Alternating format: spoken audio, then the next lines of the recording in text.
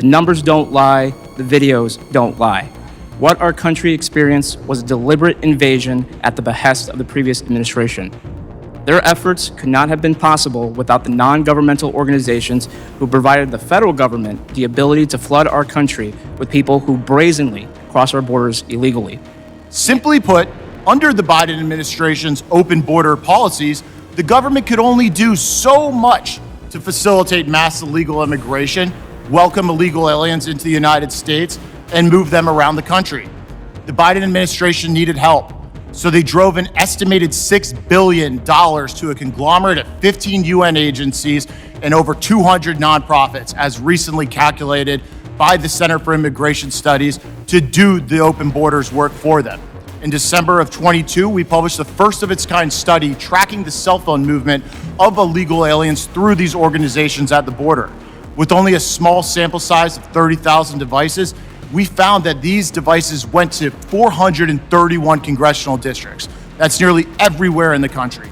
No-bid, billion-dollar contracts were awarded with little oversight, while influx facilities became transportation hubs. A striking example is Endeavor's. Their IRS filings show revenue soaring from $65 million in 2019 to $1.18 billion in 2022, driven almost entirely by federal contracts.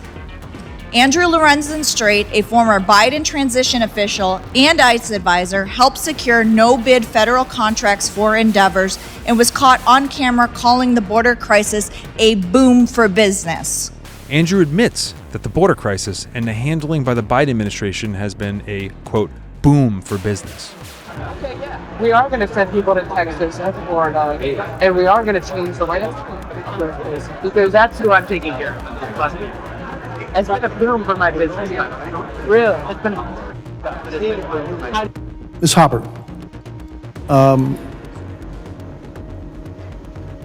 how many children do you think that DHS basically lost, didn't have track of during the 4 years of the Biden administration that were admitted into the United States?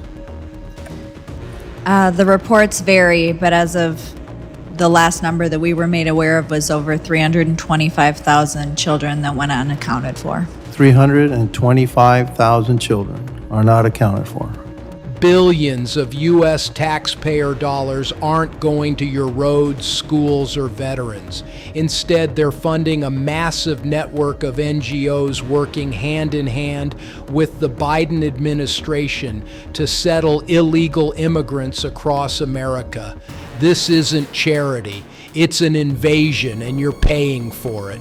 A House panel revealed that more than 200 NGOs and 15 UN agencies received an estimated $6 billion in taxpayer funds between 2021 and 2024.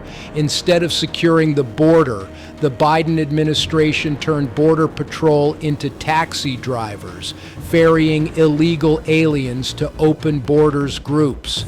The U.S. Census Bureau just admitted botching the 2020 census. Experts estimate Democrats gained 16 electoral votes and 15 House seats through inflated counts tied to illegal immigration. Reports show between 2 and 5 million non-citizens may be illegally registered to vote, enough to swing entire elections. At every level of this country, Illinois, Chicago, New York, Massachusetts, Democrats have gerrymandered the vote beyond recognition to try to maintain their advantage in the House elections. On top of that, let's not forget, Democrats rigged the 2020 census by including illegal aliens. Remember, they sued Donald Trump. They sued the administration. They fought tooth and nail to include illegal aliens in the census. 20 to 30 of House Democrat seats wouldn't exist but for illegal aliens. Which NGOs are cashing in on your tax dollars? Let's name names.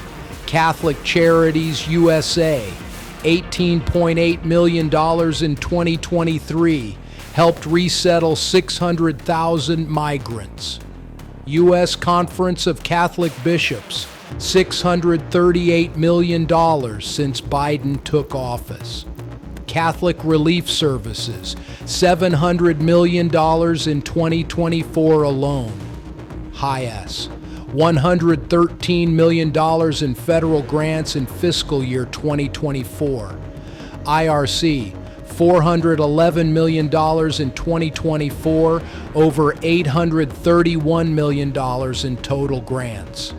Southwest Key Programs, $3 billion since 2021, embroiled in DOJ lawsuits for sexual abuse of minors.